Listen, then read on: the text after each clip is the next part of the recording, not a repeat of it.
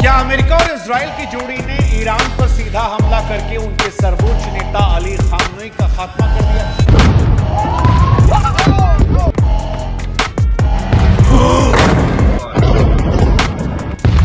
Fox News can confirm that Iran's the Ayatollah Khamenei is dead.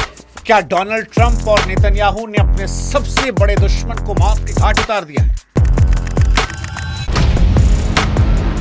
और अगर उतारा है तो क्या दुनिया में अब शांति आएगी या फिर पूरी दुनिया एक ऐसी आग में झोंक दी जाएगी जिसका अंत क्या होगा वो किसी को नहीं। 28 फरवरी 2026 को ईरान पर हमले होने शुरू। ईरान पलटवार कर रहा है। 3 दुनिया के बड़े देश इजराइल, अमेरिका, ईरान 3 अलग अलग ऑपरेशन चला रहे हैं। इन ऑपरेशन में दिन भर में सैकड़ों लोग मारे गए, लेकिन इन सैकड़ों लोगों के मारे जाने के बीच में जब यह खबर आई कि ईरान के सबसे बड़े रहनुमा का अंत हो गया, तो इस खबर ने दुनिया की सांसें रोक दी। अमेरिका के राष्ट्रपति डोनाल्ड ट्रंप और इजराइल के प्रधानमंत्री बेंजामिन नेतन्याहू ये दोनों कह रहे हैं कि हमने अपने सबसे बड़े दुश्मन और एक बड़े एविल यानी शैतान को मार गिराया है। वो कह रहे हैं कि हमने शैतान के साथ साथ उसके खानदान और इजराइल के तमाम थिंक टैंक, चाहे वो नेता के तौर पर हो या फिर फौज के तौर पर, सबको मार डाला है। लेकिन सवाल यह है कि क्या यह सच है या फिर एक खौफनाक शुरुआत कर सकते हैं। ईरान की मीडिया, वहां के विदेश मंत्री यह दावा कर रहे हैं कि खामनेई जिंदा है, वो फील्ड में कमांड कर रहे हैं, वो बदला लेंगे। इजराइल और अमेरिका को उसकी औकात याद दिखाई जाएगी। लेकिन संकेत कहते हैं उनकी सबसे बड़ी स्पीच लास्ट मोमेंट पर कैंसिल कर दी। उनकी रहस्यमयी चुप्पी कई कहानियों को बयां कर रही है, और इन कहानियों के बीच में मोसाद का वो ट्रैक रिकॉर्ड जो ये दावा करता है कि मोसाद जिसके पीछे पड़ा उसको खत्म कर दिया। क्योंकि मोसाद को लेकर यह माना जाता है कि मोसाद के पास जानकारी अपने दुश्मन के बेडरूम तक है। सवाल ये कि क्या मोसाद ने ट्रैप करके खामनेई के साथ वालों को मरवा दिया? क्योंकि युद्ध आमतौर पर रात में होता, बैठक सुबह 8:15 बजे हुई। 8:15 बजे क्या सब एक साथ बैठे और उसी वक्त किसी ने जानकारी दी और मोसाद इजराइल ने वहां पर बम बरसाकर सबको एक साथ खत्म कर दिया? या फिर यह मोसाद का एक बड़ा साइकोलॉजिकल वॉर? ये सवाल बड़ा महत्वपूर्ण है, और इससे बड़ा सवाल यह है कि ईरान की जनता अब क्या करे? क्योंकि चाहे नेतन्याहू हो या फिर डोनाल्ड ट्रंप, वो ईरान की जनता से कह रहे थे कि देखो हम तुम्हारे लिए कर रहे हैं। लेकिन जब ईरान की सड़कों पर सैकड़ों बच्चों का कत्ल, जब ईरान के सर्वोच्च नेता उनके 40 से अधिक टॉप कमांडर्स को मार गिराए, तो क्या ईरान की जनता जो है वो अमेरिका इजराइल के साथ खड़ी होगी या इन मासूमों के जनाजों को देखकर महाजिहाद की तरफ? दावे रोंगटे खड़े करने वाले हैं, क्योंकि इस ऑपरेशन में खामनेई के पूरे खानदान को निशाना बनाने की बात है। दुनिया डरी हुई है, भारत भी डरा हुआ है, क्योंकि जिस तरह से हमले हो रहे हैं उसने 90 लाख भारतीयों को इस जलती हुई खाड़ी में असुरक्षित कर दिया। और भारत के मन में डर यह है कि क्या वो अपने लोगों को यहां से सुरक्षित निकाल पाएगा, क्या उसके लोग सुरक्षित हैं? सवाल दुनिया को लेकर भी, क्या दुनिया विश्व युद्ध की तरफ बढ़ने वाली है? क्योंकि दुनिया के अलग अलग मुल्क जो हैं वो अलग अलग तरफ घटते बढ़ते जा रहे हैं। कोई ईरान की तरफ जा रहा है, कोई अमेरिका की तरफ जा रहा है। और सवाल यह है कि क्या ट्रंप, नेतन्याहू ने विश्व को वर्ल्ड वॉर की तरफ भेज दिया है, या खामनेई के खात्मा करके ईरान का नक्शा बदल दिया है और एक नए दौर की शुरुआत? नमस्कार, मैं हूं शुभांकर मिश्रा और आज ये वीडियो बड़ा महत्वपूर्ण है, इसलिए हमारी आपसे गुजारिश है कि अगर आपके पास समय है तभी इस वीडियो को देखें, क्योंकि इस वीडियो में आपके मन में इजराइल अमेरिका वर्सेस ईरान युद्ध के सारे सवालों को खामनेई के जिंदा रहने, ईरान के पलटवार करने की सारी बातें जो हैं हम आपको बता रहे हैं। हमारी आपसे गुजारिश है कि अब जब युद्ध की शुरुआत हो गई है तो आप हमारे व्हाट्सएप चैनल को सब्सक्राइब कर लें, ताकि सही खबर हम आप तक पहुंचा सकें। क्योंकि युद्ध के दौरान सबसे जल्दी या पहली जंग जो लड़ी जाती है वो इंफॉर्मेशन की होती है, फेक। ऐसे में जब दुनिया भरी खबरें वायरल है तो आप तक सच्ची और सटीक खबर हम पहुंचाते हैं। आप व्हाट्सएप में जुड़ेंगे तो वीडियोस अपने आप तक पहुंच जाएंगे। लिंक हमने डिस्क्रिप्शन में, कमेंट सेक्शन में। अब सवाल पहला, क्या खामनेई के अंत के साथ ईरान का परमाणु खेल खत्म? क्योंकि इजराइल ने इस मिशन को ऑपरेशन लॉयन रोड नाम दिया, शेर की दहाड़। अब खबर यह आ रही है कि यह हमला इतना सटीक था इजराइल का कि खामनोई, उसके परिवार के सदस्य जिसमें दामाद, बहू, सब मर गए। मीडिया रिपोर्ट्स में दावा किया जा रहा है कि तेहरान का वो जो अभेद कॉम्प्लेक्स था उस पर एक साथ बंकर बस्टर मिसाइलें दागी। इतना भयंकर धमाका था कि संभलने का मौका ही नहीं मिला। इजराइल ने प्लानिंग के तहत रात के अंधेरे का इंतजार नहीं किया, सुबह 8:15 बजे दिन के उजाले में हमला। फॉक्स रिपोर्ट ने तो कह दिया कि 40 सबसे बड़े नेता, शीर्ष अधिकारी एक साथ मारे गए। रिपोर्ट में तो यह भी दावा किया जा रहा है कि नेतन्याहू ने खामनोई की लाश को देखा। डोनाल्ड ट्रंप ने खुद ट्वीट कर दिया कि अब खामनोई मर चुके हैं, ईरान की पूरी हुकूमत जो है उसके सिर को हमने काट दिया है। ट्रंप ने यहां तक कहा कि अब ईरान को इससे निकलने में दशकों लग जाएंगे।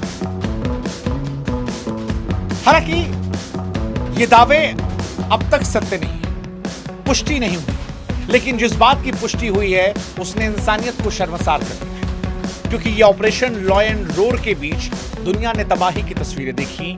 ईरान के दक्षिण इलाके से, मीनाब से एक स्कूल पर हमला होता है, 108 मासूम बच्चे मर जाते हैं।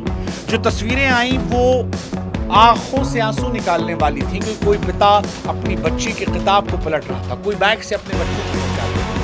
108 मासूम बच्चे अमेरिका, इजराइल और ईरान की लड़ाई की भेंट। वॉलीबॉल की 20 महिला खिलाड़ियां इसकी भेंट चढ़ी। ईरान में 200 से अधिक लोग मर चुके हैं।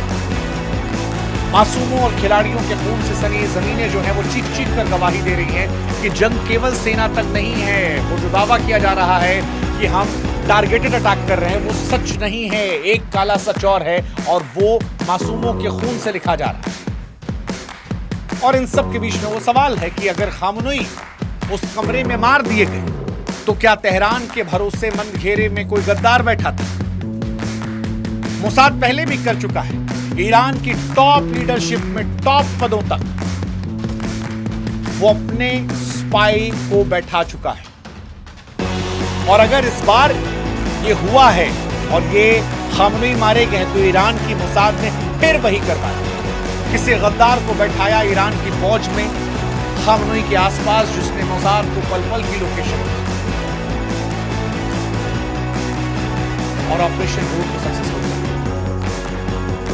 डोनाल्ड ट्रंप अमेरिका, जिनका ऑपरेशन एपिक फ्यूरी, वो भी ये दावा कर रहा है कि हमने तेहरान की रीढ़ की हड्डी को तोड़ दिया, नेतृत्व खत्म कर दिया। ये दावा किया जा रहा है कि मलबा जो था उसमें खामनोई की पहचान वाली अंगूठी मिली है, जो इस खबर को पुख्ता कर रही है।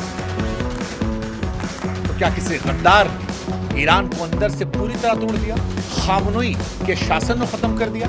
वो खामनोई जो बीते 40-50 साल से हर चीज से लड़कर जिंदा थे, जिन्हें ईरान में अमर जैसा माना जा रहा था, वो अब एक बार युद्ध की शुरुआत में खत्म, या फिर ये लड़ाई बाकी है? फतेह खबर बाकी है। खामनोई की मौत के दावे अधूरे। देखो, ईरान ने पलटवार तो किया, खामनोई जिंदा हैं या मर गए ये पता नहीं, लेकिन ईरान ने प्रतिशोध में पलटवार किया और नाम दिया है फतेह खैबर। ईरान के रिवॉल्यूशनरी गार्ड ने जब प्रतिशोध का बटन दबाया तो 400 से अधिक बैलिस्टिक मिसाइलें और सुसाइड ड्रोन जो हैं वो आग के गोलों की तरह आसमान में। ईरान का संदेश साफ था कि अगर हमारे घर पर हमला करोगे तो दुनिया में कोई सुरक्षित नहीं है।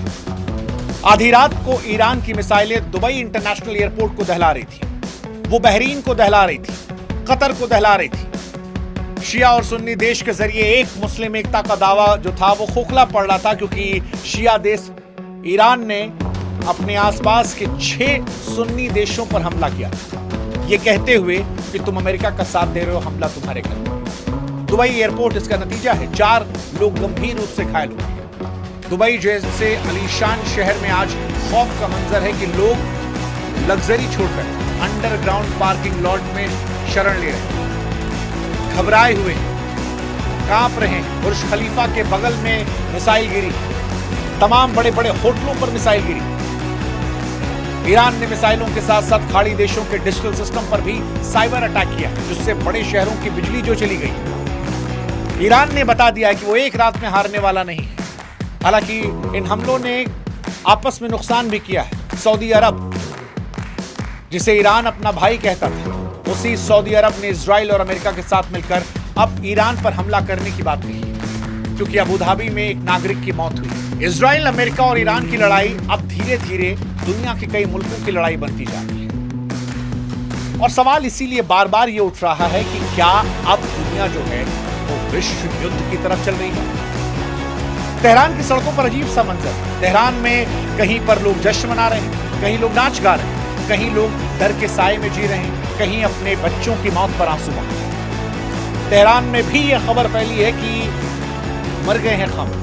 बहुत सारे लोगों के पटाखे फोड़ते, जश्न मनाते वीडियोज आ रहे हैं। इजराइल में लोग नाच रहे हैं कि मौत हो गई, वो भरोसा कर रहे हैं मौत हुई है नहीं हुई है ये अगले 24 घंटे में साफ हो जाएगा। और इसी के साथ साफ हो जाएगा कि दुनिया क्या होने वाला है, क्योंकि अब दुनिया में कीमतें आसमान को छूने वाली, हाहाकार मचने वाला है। लेकिन सवाल यह है कि क्या दुनिया विश्व युद्ध में जाने वाली है? अबू धाबी की तरह खाड़ी के इतिहास को अब बदला जाएगा? क्या वाकई खामनेई की मौत हो गई है, या फिर इस्लामिक रिपब्लिक के पूरे वजूद के अंत की शुरुआत हो गई है? सच कहें तो अगले 24 घंटे तय करने वाले हैं कि दुनिया इस महायुद्ध की आग में झुलसेगी या एक नई आजाद सुबह का सूरज देखा जाएगा। हालांकि इजराइल और अमेरिका के अटैक में ईरान को नुकसान तो होगा, नुकसान के रक्षा मंत्री की मौत और उनके कमांडर्स की मौत, क्योंकि इस युद्ध का सबसे सनसनीखेज और खौफनाक सरमाया जब यह खबर मुद्दा हुई कि ईरान के रक्षा मंत्री अजीज और IRGC के कमांडर जनरल मोहम्मद बाकुर एक सटीक मिसाइल गोली मारे। हमला जो था वो खामनेई के निवास पर भी किया, हालांकि उस वक्त मोहम्मद थे नहीं। अमेरिका इजराइल का यह हमला ईरान के दिमाग पर वार करने का, क्योंकि किसी भी देश के लिए उसके रक्षा मंत्री और उसके सबसे बड़े सैन्य कमांडर का एक साथ मारा जाना उसकी कमर को तोड़ने जैसा। इजराइल ने यह मान लिया है कि अगर नेतृत्व को खत्म कर तो ईरान की सेना बिना किसी दिशा के नहीं। हालांकि हकीकत इसके उलट भी हो सकती है। ईरान में इन दो नेताओं की मौत को महान शहादत की तरह पेश किया जा रहा है, और तेहरान की सड़कों पर सिर्फ दुख नहीं, एक आक्रोश भी दिख रहा है, क्योंकि जब किसी भी देश में बड़े सेनापतियों की नाराजी निकलते हैं तो वहां की जनता अक्सर अपनी सरकार की दुश्मन के खिलाफ चट्टान बन जाती है। डोनाल्ड ट्रंप उस ईरान को दस्त करना चाहते हैं। यहाँ पर ईरान की जनता पर दुनिया की निगाहें हैं कि क्या इनकी मौत ने उसे एकजुट तो नहीं करती? क्या ईरान का नेतृत्व लोगों के हाथ में जाएगा जो पहले से कहीं ज्यादा कट्टर आत्मघाती हो सकते हैं? ये खूनी खेल अब एक ऐसी व्यक्तिगत दुश्मनी बदल चुका है जिसका अंत शायद किसी महाविनाश में हो, जिसकी भयावता आगे आने वाले समय में आपको दिखेगी। लेकिन इससे पहले एक सवाल, क्या डोनाल्ड ट्रंप ने जो वेनेजुएला के साथ धोखा किया था वही धोखा ईरान के साथ? शांति के सफेद झंडे के नीचे खूनी खेल। सवाल महत्वपूर्ण ये है कि यार ये हमला हुआ अचानक से या पहले से तैयारी? वॉशिंगटन में, यरूशलेम में कई जानकारी कहती है कि पिछले एक महीने से डोनाल्ड ट्रंप ने पूरी दुनिया के साथ एक छलावा किया। इसकी मिसाल इतिहास में जब दुनिया को ओमान के जरिए मिलकर खबरें दी जा रही थी कि अमेरिका और ईरान के बीच 30 किलोमीटर युद्ध नहीं है, तब माना जा रहा है कि ट्रंप और नेतन्याहू हमले के उन ठिकानों को मार कर निशान लगा रहे थे जिन्हें तबाह करना, और इसी वजह से पहले दिन ही हमले में रक्षा मंत्री को और उनके टॉप कमांडर को मार दिया। क्या इस शांति के नाटक का मकसद ईरान को धोखे की नींद सुलाना था, ताकि वो थोड़ा इजी हो जाए, एयर डिफेंस सिस्टम को थोड़ा ढील कर दे, और जैसे ही ढील करे उसी वक्त एक साथ मिसाइल लॉन्च किया? क्या दोहरे चेहरे ने ईरान के भरोसे की पीठ में खंजर भोंका? उसे शुरुआत में संभलने का एक पल नहीं मिला, और इसी वजह से ज्यादा तबाही जो है वो ईरान ने पहले दिन हुई। डोनाल्ड ट्रंप भरोसे का हथियार के तौर पर इस्तेमाल वेनेजुएला में भी करके, वहां पर भी वो डील करते थे, और उसके बाद सबने देखा कि उन्होंने वेनेजुएला में क्या किया। हालांकि अब ये छलावा हो चुका है, इसीलिए शायद ईरान ने कहा है हम अमेरिका की जो ग्रेट अमेरिका है उसे आज दुनिया के सामने, और अमेरिका में आने वाली मुश्किल ये ईरान की तरफ से, और कहना इसलिए पड़ रहा है क्योंकि मीनाब स्कूल पर हमला, मासूमों का खून। दरअसल इजराइल और अमेरिका की तरफ से जो हमला हुआ उसका सबसे डरावना चेहरा दक्षिणी ईरान के मीनाब शहर में दिखाई। एक इजरायली मिसाइल ने सीधे एक स्कूल की इमारत को निशाना किया। इस हमले में 40 मासूम छात्राओं की मौके पर मौत हुई। मलबे के नीचे दबी किताबें और स्कूल बैग्स की तस्वीरें दुनिया की आत्मा को झकझोर रही हैं, क्योंकि ये कोई सैन्य ठिकाना नहीं था, कमांड सेंटर नहीं था, ये सिर्फ स्कूल था जहां बच्चों की किलकारियों से गूंजने वाली जगह को बारूद के ढेर बन गए। डोनाल्ड ट्रंप भले ही बार बार ईरान की जनता को हिंदुत्व और आजादी का सपना दिखा, समझना पड़ेगा कि जब मासूम कहता है सपना मीनाब स्कूल में बच्चों की लाश साबित करता है कि कभी भी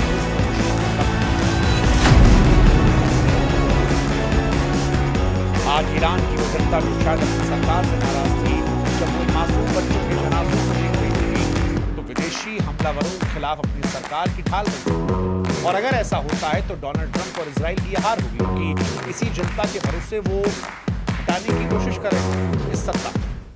सवाल कि क्या ट्रंप और नेतन्याहू ने इस हमले के जरिए ईरान की आम जनता के दिल में नफरत का बीज बो दिया है?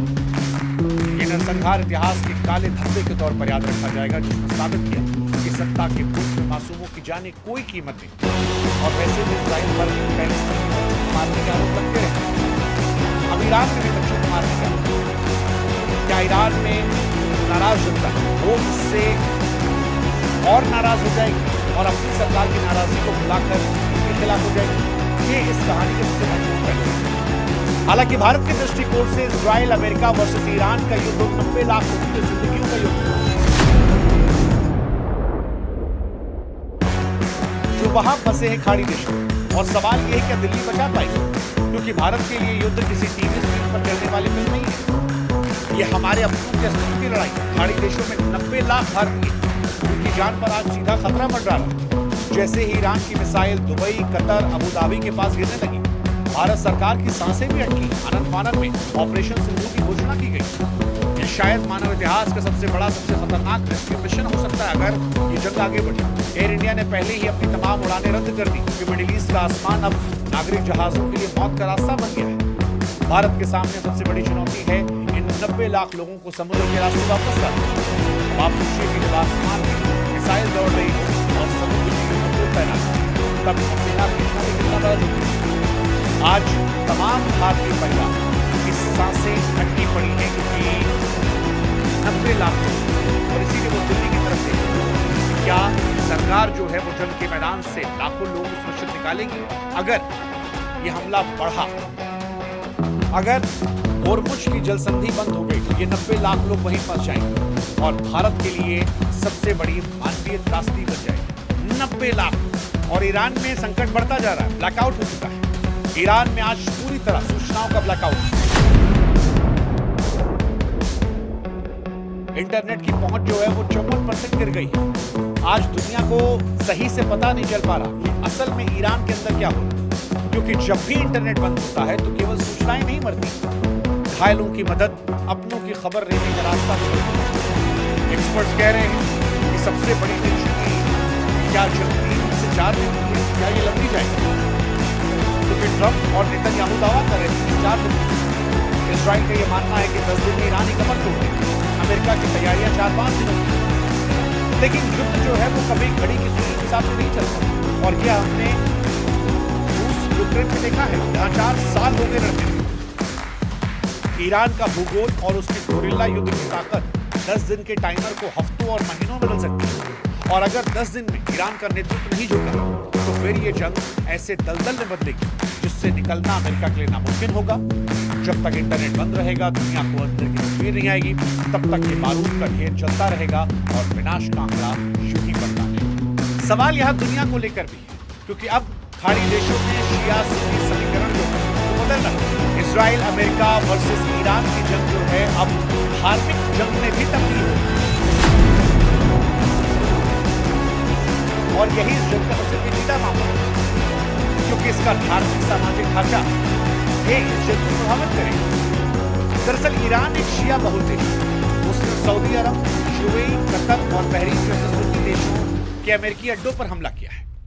अब अगर ऊपर देखें तो ये सुन्नी देशों पर हमला लगता है, लेकिन असल में इन देशों की सरकारें तो अमेरिका के साथ हैं, लेकिन वहां जो लोग रह रहे हैं उनके दिलों में, आम जनता के दिलों में इजराइल के खिलाफ गुस्सा, वो ईरान के प्रति गहरी सहानुभूति रखते हैं। उसकी कई वजह है। एक वजह है गाजा में जो हो रहा है वो हमेशा इजराइल के खिलाफ है। दूसरा, ईरान एक मुस्लिम बहुल देश है। सुन्नी लोगों की अपनी समस्याएं हो सकती हैं शिया लोगों से, लेकिन जब बारी इजराइल की आती है वहां पर वो ईरान के साथ है, जबकि इनका मुल्क और इनके मुल्क के हुक्मरान वो अमेरिका के साथ खड़े हैं। ऐसे में क्या इन देशों में भी लोगों में आक्रोश देखने को मिल सकता है? और जब ईरान की मिसाइलें इन देशों की तरफ बढ़ेंगी क्या होगा? क्या ये लोग अपनी सरकार पर भी दबाव बनाएंगे? क्योंकि जो मिसाइलें ईरान इजराइल की तरफ बढ़ा उस पर ये जश्न मना रहे हैं, लेकिन ये लोग अपने देश पर मिसाइल गिरने पर क्या अपने मुल्क के हुक्मरान पर दबाव बनाएंगे, अमेरिका से दूरी बनाएं? और अगर अमेरिका से वो दूरी बनाते तो क्या अमेरिका के लिए जंग और मुश्किल हो जाएगी? क्योंकि अमेरिका इन्हीं जगहों से तो लड़ रहा है। ट्रंप और इजराइल का सबसे बड़ा संकट है कि वे उन सरकारों के भरोसे हैं जिनके पास अपनी जनता का समर्थन है। अगर युद्ध लंबा खिंचा तो सुन्नी देशों के हुकूमतों को अपने लोगों के विद्रोह का सामना करना पड़ सकता है। और ये संकट और बड़ा हो जाएगा अगर होर्मुज़ की जल संधि और तेल का खेल जो दुनिया की अर्थव्यवस्था पर ताला लगा। दरअसल अमेरिका इजराइल वर्सेस ईरान की जंग में ईरान के पास दुनिया की रफ्तार रोकने का सबसे बड़ा हथियार होर्मुज़ की जल संधि, और इसे महज एक समुद्री रास्ता समझना बहुत बड़ी बात है। ये पूरी दुनिया की सांस लेने वाली नदी जहां से हर रोज करीब 2 करोड़ बैरल कच्चा तेल गुजरता है। ईरान ने साफ कर दिया है कि अगर उस पर हमले नहीं रुके तो वो इस रास्ते को मिसाइलों और माइंस के जरिए पूरी तरह सील देंगे। और अगर ऐसा होता है तो ये पूरी दुनिया की अर्थव्यवस्था के लिए मौत का वारंट है, क्योंकि जब तेल की सप्लाई रुक जाएगी तो कीमतें जो हैं वो 200, 250, 300, 400 डॉलर प्रति बैरल के पार जाएंगी और इसका असर पूरी दुनिया पर। भारत पे भी हर घर में इस बजट का असर पड़ेगा। पेट्रोल डीजल की कीमतें आसमान छू जाएंगी। महंगाई का ऐसा तांडव होगा जिसकी कल्पना भी डरावनी है। डोनाल्ड ट्रंप भले ही सैन्य रूप से खुद को विजेता कहें, लेकिन अगर दुनिया महामंदी में गई तो अगर उनके हाथ में मुसलमान है और इन सारी चीजों को Israel plus America versus Iran की लड़ाई में रूस और चीन की खतरनाक कुश्ती जो है वो परेशान करेगी। क्या रूस और चीन की खतरनाक कुश्ती तीसरे विश्व युद्ध का संकेत है? इजराइल अमेरिका वर्सेस ईरान में रूस और चीन फिलहाल खामोश है और कूटनीतिक जानकार इसे तूफान से पहले की शांति कह रहे हैं। कई एक्सपर्ट यही बताते हैं कि पिछले कुछ समय में रशिया और चाइना ने ईरान को बहुत ज्यादा उन्हें ताकत से लैस कर दिया है ताकि वो युद्ध लंबा हो सके। और अगर युद्ध लंबा चलता है तो इसमें रूस और चाइना की एंट्री हो सकती है। रूस ने अभी इस हमले को खुली आक्रामकता बताई और ये सबको पता है कि पुतिन कभी भी मिडिल ईस्ट में अमेरिका का एक तरफा राज बर्दाश्त नहीं। असली डर ये है कि क्या रूस चुपके से ईरान को वो हथियार देगा जो इजराइल के F-35 को खिलौना बना दे। अगर रूस ने अपने S-400 एयर डिफेंस सिस्टम की कमान ईरान को सौंपी और चाइना ने अपने सुखोई 35 बड़ा मुसलमान ईरान को, अमेरिका के लिए परेशानी। कई एक्सपर्ट ये कहते हैं कई हथियार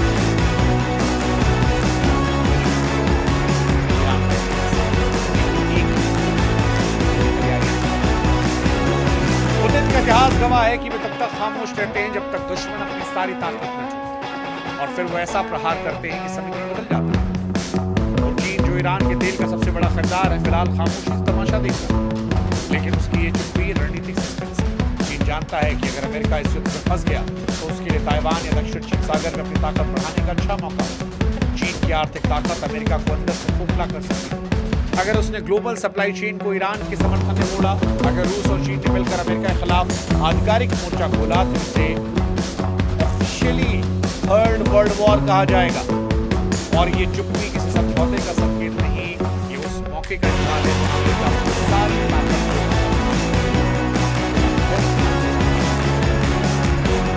और चीन के लिए ईरान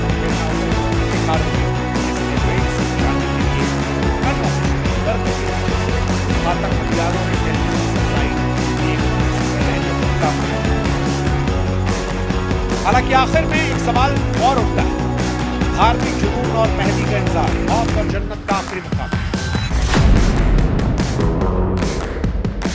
ईरान के कट्टरपंथी इस युद्ध को केवल जमीन या परमाणु ठिकानों की लड़ाई नहीं मान रहे। उनके लिए ये पवित्र युद्ध एंड टाइम बैटल, जिसका जिक्र सदियों पुरानी मजहबी भविष्यवाणियों में लिखा है। वो इसे इमाम मेहदी के आने का संकेत मान रहे हैं। और जब युद्ध में धर्म का जुनून जुट जाता है तो लोग मौत से डरना बंद कर देते हैं।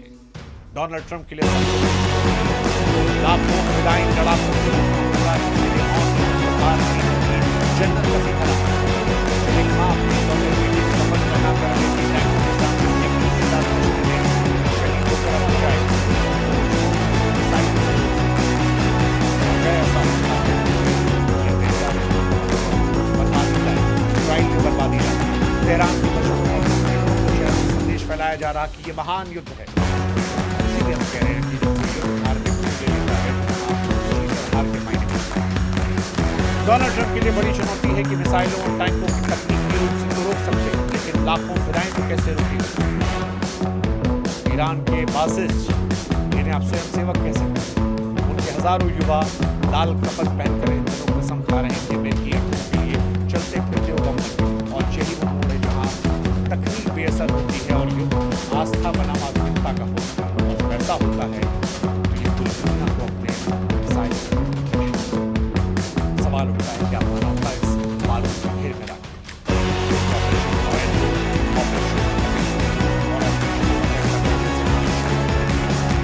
ये महाविनाशी होते हैं। डोनाल्ड ट्रंप और नेतन्याहू भले ही 10 दिन को मान रहे हैं, लेकिन क्या गवाह है मालूम 28 नवंबर 2024 की सुबह में उस अंधेरे मोड़ पर लाई है जहां से वापसी कोई रास्ता नजर नहीं आता।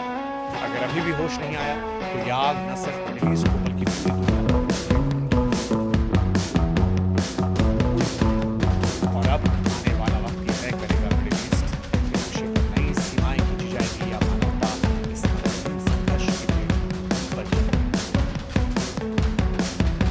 ये कहानी इस्राइल, अमेरिका के ईरान का। हमारी कोशिश थी कि आपको सरल शब्दों में विस्तार से हमारी आपसे फिर गुजारिश है कि अगर हमारे